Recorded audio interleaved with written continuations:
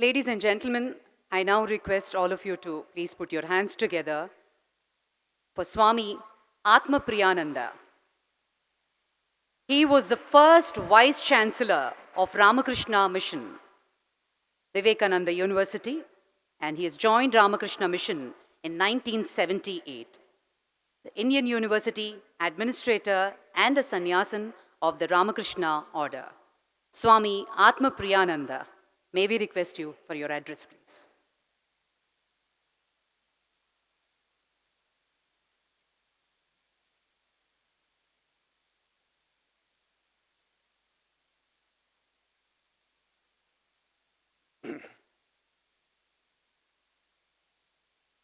May we begin with a peace chant, Shanti Mantra. This mantra which I am going to chant is from the Rig Veda. How many thousand years old we do not know. Our ancient sages and seers always prayed for peace, and every Upanishad, which is Vedanta, the end of the Vedas, is prefixed and suffixed by a Shanti Mantra. Om Jau Shanti Antarikshagum Shanti Prithvi Shanti Apas Shanti Oshadhaya Shanti Vanaspataya Shanti Vishve Deva Shanti Brahma Shanti Sarvam Shanti Shantireva Shanti Sama Shantiredhi Om Shanti Shanti Shanti Harihi Om Tat Sat. May peace reign in the skies. May there be peace in the interstellar space. May peace reign on the earth. May peace be there in the water bodies, the rivers and the oceans. May all the vegetation be peaceful. May the environment be peaceful. And all the forces of nature, may they be peaceful. And the Supreme Being from whom peace emanates, let us fill us with peace, and peace may prevail everywhere and in me, in everybody. Om peace, peace, peace. Om that existence. I happen to be the last speaker, but not the last word on what is being said. In the Hindu religion, there is no last word because continuously it is being renewed, rejuvenated, Sambhavami Yuge Yuge, as the Lord Krishna pronounces in the Gita. Swami Vivekananda, in his famous lecture on the universal religion, ends by saying, is God's book ever finished? Or is a continuous revelation going on? It's a marvelous book. One page of it is the Vedas, another page is the Bible, one more page is the Quran, Zandavasta and so on, and continuously more and more pages are being written. My salutations to the prophets of the past, my salutation to the prophets of the present, my salutation to the prophets who will be coming in future. I open my heart to everybody. And in another context is said, all of you should become prophets yourselves. You follow a prophet so that you can become a prophet yourself. You have the prophethood within you. Buddha was only a state which Siddhartha attained. So every one of you have that prophethood, the infinite divinity within, and that has to be manifested. His famous definition of religion. Each soul is potentially divine. The goal is to manifest this divinity within by controlling nature, external and internal. Do this either by work or philosophy, psychic control, by one or more or all of these, and be free. This is the whole of religion. Doctrines or dogmas or temples or rituals or books are only secondary details. Taking a clue from what respected Daji said this morning about tolerance and acceptance. Swami Vivekananda, in his famous lecture, 11th of September 1893, the Parliament of Religions of Chicago, he said, I am proud to belong to a religion in which the Sanskrit language, in Vedas written, the word exclusion is not translatable. There is no exclusion, include everybody. And he said, we do not believe in toleration only, we believe in acceptance. We accept all the paths leading to the divine goal as equally true. Then why is it that we disagree? The last day of the Parliament of Religions, 17th of September 1893, Swamiji Vivekananda told a small story, very small, interesting story, very famous story all of us know. There was one frog which was living in a small well. His entire world was confined to the well. He used to swim, move about in that small well. And one day he saw a bigger frog suddenly jumping into the well. And this frog, the small frog, was very happy. He got a companion. And curious, where does this fellow come from? Where are you from, my friend? The sea. Of course, it's a story. Whether frogs live in the sea, we don't know. The sea? What is that? Is it as big as this? It jumped from one corner to the other corner. Then the frog from the sea, he said, what do you mean? The sea is only this much, you think? He jumped from that corner back to the old corner and said, is it that big? You cannot imagine how huge is the sea. Then the little frog said, this man is a liar. There cannot be anything which is bigger than my own little well. Swami Vivekananda said, I am a Hindu. I live in a small well called Hinduism. You are a Christian. You live in a small well of Christianity. The third person in Islam lives in a small well. Each one of us are living in small wells, each of them being true at the same time, but none of them can exhaust the infinitude of the divinity. This is one fundamental idea which is the basis of religious acceptance. This is very scientific also. What is the definition of God, divinity, by whatever name you call it? That it is inexhaustible, that it is infinite. How can infinite be truncated? How can infinite become small? Infinite by definition can't be finite, and a human conception will always be limited by your mind and the body and the senses. That's why the Upanishads repeatedly say, Yato vacho nivartante apraapya manasasaha.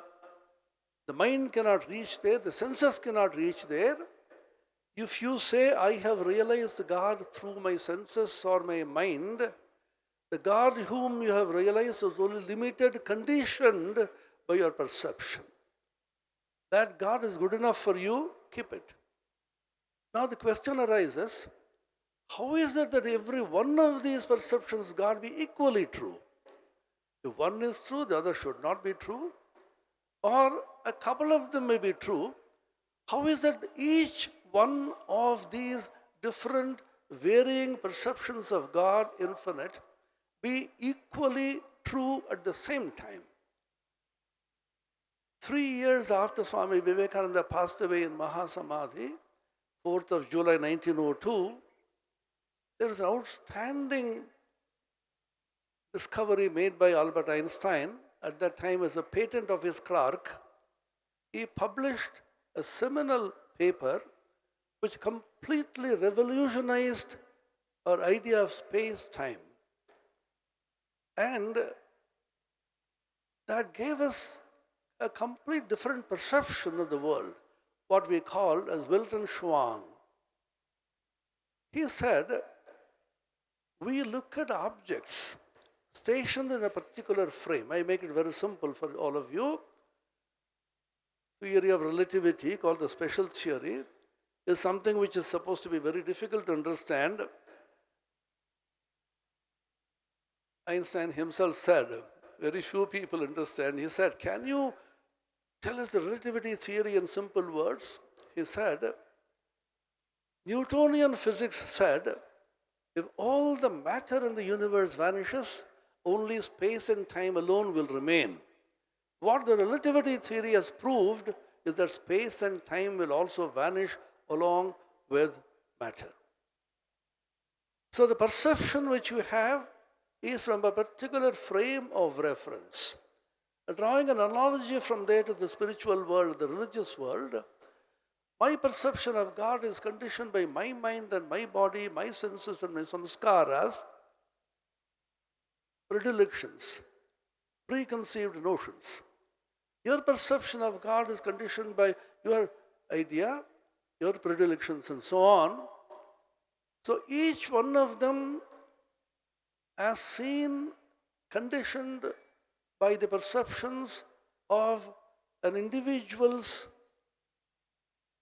thinking, mind and the senses, each one of them is different. All the quarrel begins by saying, my perception is right. Not only my perception is right, my perception alone is right.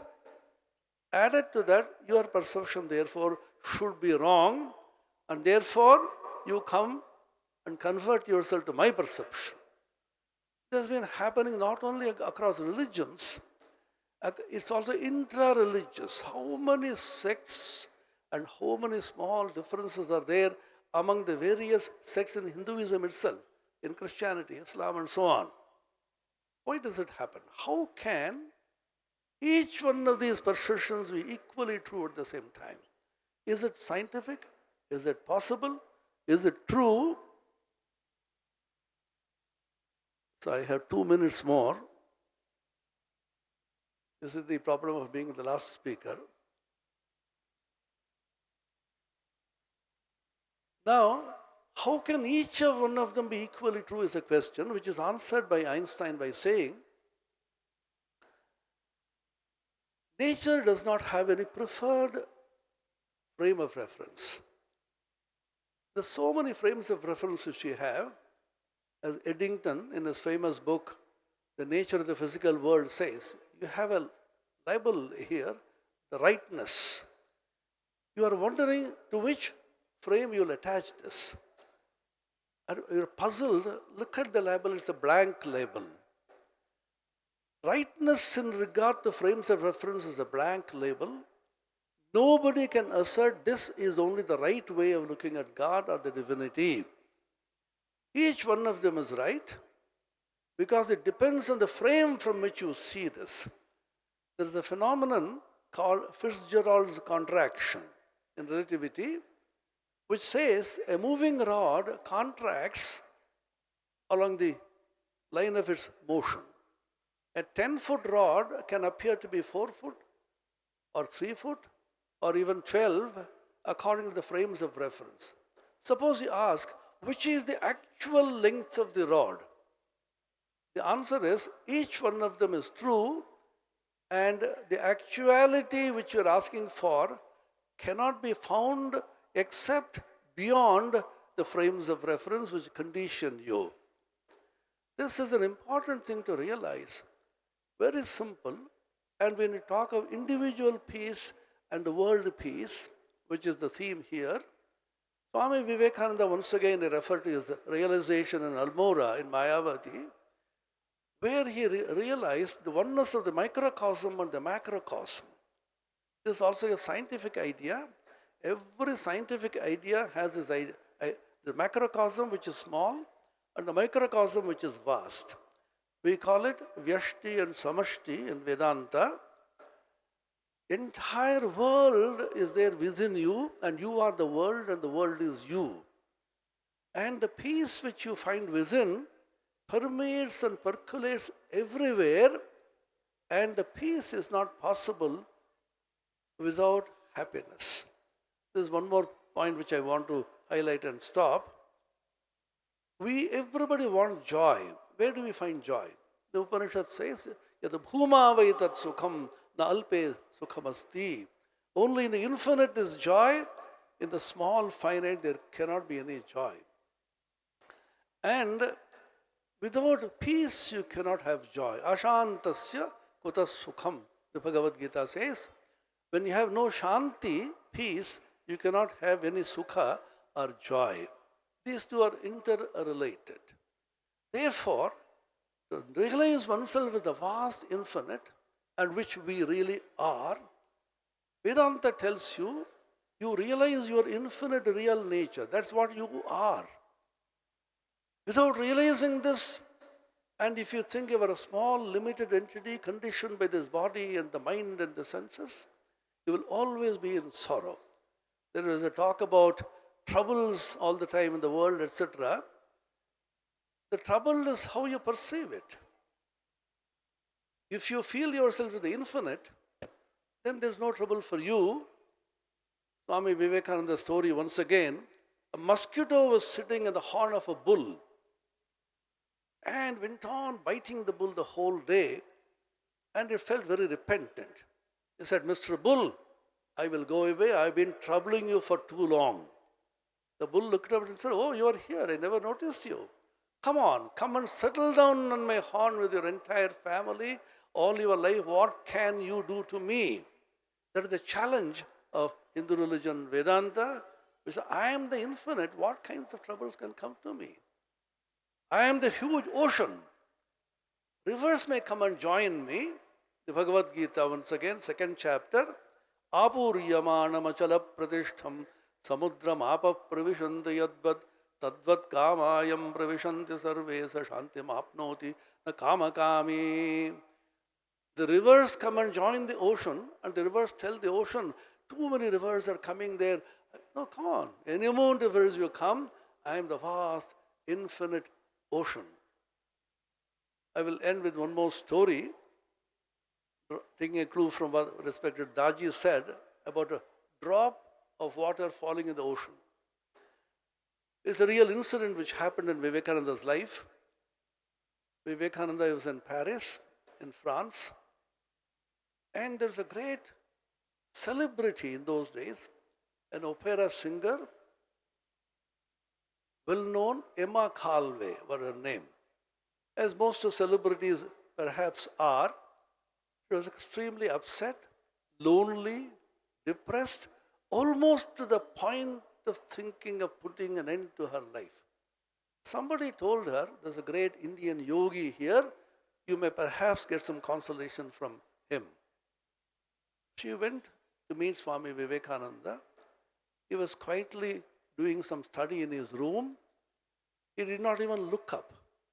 The moment this lady entered, Vivekananda said, even before looking up, my child, what a terrible atmosphere you have brought with you. Calm down, calm down. She came and sat before him.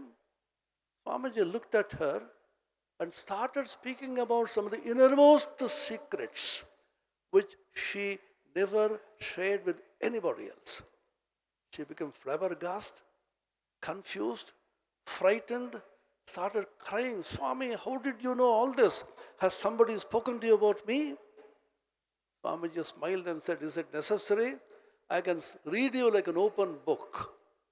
Then he gave her this Vedantic, Advaitic impulse. You are that infinite. Don't brood over your sorrow secretly. Realize that you are the infinite. All the troubles that come and go pertain to your mind and body. They are like mosquitoes which are sitting in the horn of a bull. Cheer up. Realize your real nature and think of it.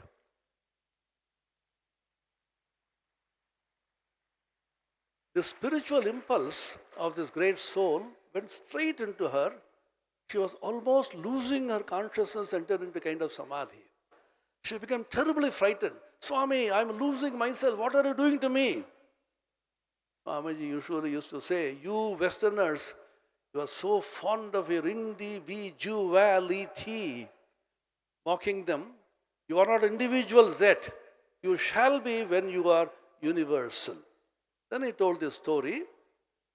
A water drop was falling onto the ocean. And the drop was crying miserably. The ocean said, why are you crying, my child? Oh, I'm going to lose my individuality as the water drop. The ocean smiled and said, my child, you are not going to lose your individuality as the drop, but you are gaining your individuality as the ocean. You were me, and the rays of the sun took you up. You are now coming back to join your billions and trillions of water drops, your brothers and sisters, which is the ocean. So if we realize ourselves as the ocean, which is the truth, declared by sages and saints across all religions, 100,000 times they have said this in all the religious books. They have practiced, documented, and if we realize this, remind ourselves of that which is true, we will also be blessed by realizing we are not small little beings, we are the infinite ocean. And the extreme Advaitic text, the Ashtavakra Samhita says, I am the infinite ocean of consciousness from which the entire world of beings rising. Mayananta maham bodho ascharya jiva vichayaha udyanti ghranti khelanti pravishanti svabhavataha. We are that, and such a person who realized it himself will be a source of great peace to the world. He may not talk, he may not move around, he may not even express. His very presence will be a blessing. Vivekananda said, the power of thought is irresistible. If a great saint lives in a cave and sings 5 holy thoughts and passes away without expression, these thoughts will penetrate through the walls of the cave, fasten onto some heart and work out there. So this great institution, Heartfulness Foundation, is an example of this. It will fasten on to somebody, Daji, and will work out here. And what works out is a result of that great holy thought which has been derived from the infinite consciousness. No human being creates all this. In the infinite consciousness which you call God or whatever name, all these thoughts are remaining there, which is the cosmic internet server in which all our thoughts getting constantly uploaded now, and anybody from anywhere at any time can download it from there, provided he has the password. The password is the mantra which the Guru gives you. Use that password, download happily from the internet. There is infinite broadband connectivity 24/7. Thank you.